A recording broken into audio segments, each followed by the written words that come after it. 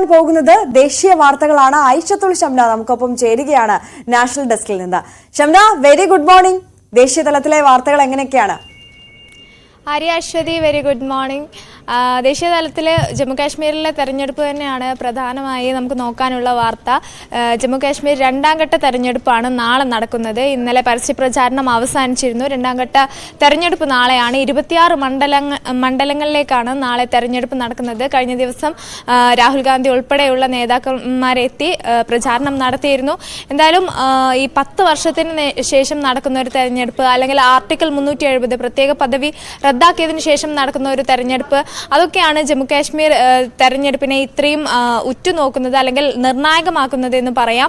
എന്തായാലും ആദ്യഘട്ടത്തിൽ 24 മണ്ഡലങ്ങളിലേക്കായിരുന്നു വോട്ടെടുപ്പ് നടന്നിരുന്നത്. അത് അത്യാവശ്യം ഭേദപ്പെട്ട ഒരു പോളിംഗ് തന്നെയായിരുന്നു. കാരണം 10 വർഷങ്ങൾക്ക് ശേഷം നടക്കുന്ന ഒരു തെരഞ്ഞെടുപ്പ് ആയതുകൊണ്ട് തന്നെ പല ആശങ്കകളും ഉണ്ടായിരുന്നു. എന്നാൽ സാമാന്യം ഭേദപ്പെട്ട രീതിയിലുള്ള ഒരു പോളിംഗ് തന്നെയാണ് ആദ്യഘട്ടത്തിൽ രേഖപ്പെടുത്തിയത്.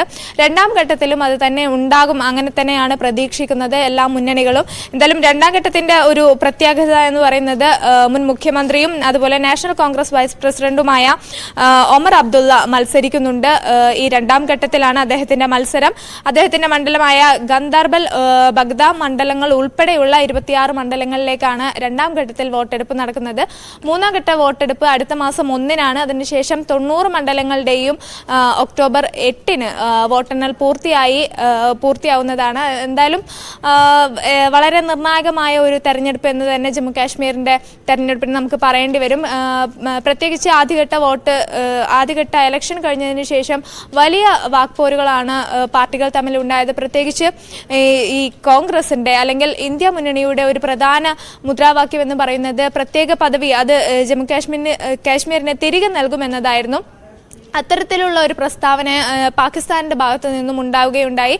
അതായത് ഈ കോൺഗ്രസിന്റെ പോലെ അല്ലെങ്കിൽ ഇന്ത്യ മുന്നണിയുടെ ആശയങ്ങളോട് തന്നെയാണ് യോജിപ്പുള്ളത്. കാരണം ജമ്മു കാശ്മീരിന്റെ പ്രത്യേക പദവി അത് പുനഃസ്ഥാപിക്കണമെന്ന ആവശ്യമാണുള്ളതെന്ന് പാകിസ്ഥാൻ പറയുകയുണ്ടായി. ഇതിന് പിന്നാലെ അത് വലിയ ഒരു രാഷ്ട്രീയ വിവാദങ്ങൾക്കാണ് വഴിവെച്ചത്.